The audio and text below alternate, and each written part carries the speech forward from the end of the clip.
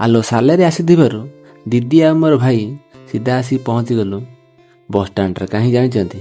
ଆମେ ଯାଉଛୁ କୋମ୍ପଲି DMart shopping mall, ଯାହାକି ପ୍ରତ୍ୟେକ ଜିନିଷ ମିଳେ। ହଁ ଆଜ୍ଞା, ବସ୍ରେ ବସିଯାଇଛି। ବସ୍ରେ ବସୁ ବସୁ ଦେଖିଲା ରୋଡ ସାଇଡରେ ଉଦିତ ଭାଇ ଗାଡ଼ି ଯାଉଛି। ନାଇଁ ମ କେତେ ଏମିତି ଗାଡ଼ି ଅଛି ନା ଆଉ।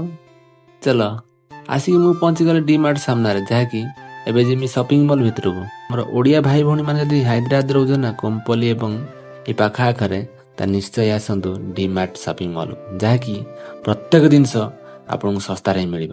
ମାନେ ଥରେ ଖାଲି ଭିତରେ ଆସିକି ପଶିକି ଦେଖନ୍ତୁ, ମାନେ କହିବେନି ଏକାଥରେ ଜିନିଷ ସବୁ ଉଠେଇକି ନେବେ, ଏତେ ଶସ୍ତା। ଭିତରକୁ ଆସି ଦେଖିଲା ଏଠି ପିତ୍ତଳର ବହୁତ ସୁନ୍ଦର ସୁନ୍ଦର ଜିନିଷ ଅଛି, ଯାହାକି ବହୁତ ମନକୁ ଯାଉଥିଲା, ହେଲେ ଆଣି ହେଲାନି।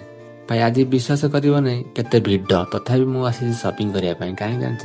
ଦିଦି ମୋର ଭାଇ ଗାଁକୁ ଯାଉଛନ୍ତି, ତାଙ୍କ ସହିତ ଆସୁ ଆସୁ ଆସିଗଲି ଆଉ। ଭାଇ ବିଶ୍ୱାସ କରିବନି, ଏଠି A to Z ମିଳିବ, ମାନେ କେଉଁ ଜିନିଷ ନ ମିଳିବ ବୋଲି କହିବନି। ଇଏ ହେଉଛି ଡିମାର୍ଟ ସପିଂ ମଲ୍, ଯାହାକି ପ୍ରତ୍ୟେକ ଜିନିଷ ଶସ୍ତାରେ ମିଳେ ଏବଂ ଦୋକାନୀ ଭାଇମାନେ ବି ଆସିକି ଏଠୁ ମାଲ ଉଠାନ୍ତି। ଏତେ ବୁଲି ବୁଲି ଦେଖିଲା ଜୋତା ମାନେ 150, 200, 300, ମାନେ ଯେମିତି ପାରିବେ ସେମିତି ନେବେ।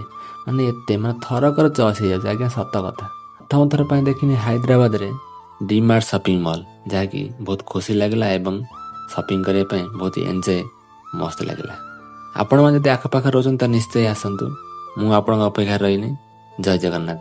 ଦେଖନ୍ତୁ ଭଲସେ, ମାନେ ସାର୍ଟ ପ୍ୟାଣ୍ଟ ସୁଟ୍ ଜୋତା ଚଷମା ଘଣ୍ଟା ଯାହା ଖୋଜିବେ, ମାନେ ବହୁତ ସୁନ୍ଦର ଲାଗୁଛି। ଏକାଥରେ ଚଏସ୍ ହେଇଯିବ। ଆପଣ ଥରେ ଖାଲି ଆସନ୍ତୁ, ଦେଖନ୍ତୁ, ମନ ପସନ୍ଦ ଜିନିଷ ଏଇଠୁ ଉଠାନ୍ତୁ। ହଁ ଆଜ୍ଞା, ବୁଲି ବୁଲି ବହୁତ ଭୋକ ଲାଗିଲାଣି, ଚାଲ ଯିବା ଆମେ ଖାଇଦେବା।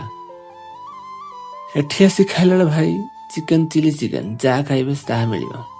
ଖାଇବା ଆମର ସରିଲା, ଆମେ ଏଥର ଯାଉଛୁ ଘରକୁ। ଯଦି ଭିଡ଼ିଓଟି ଭଲ ଲାଗିଥିବ ଲାଇକ୍ କମେଣ୍ଟ ସେୟାର ନିଶ୍ଚୟ କରିବେ, ଆଉ ଟିକେ କମେଣ୍ଟରେ କହିବେ କେଉଁ ଭାଇମାନେ ମୋର ହାଇଦ୍ରାବାଦ ରହୁଛ।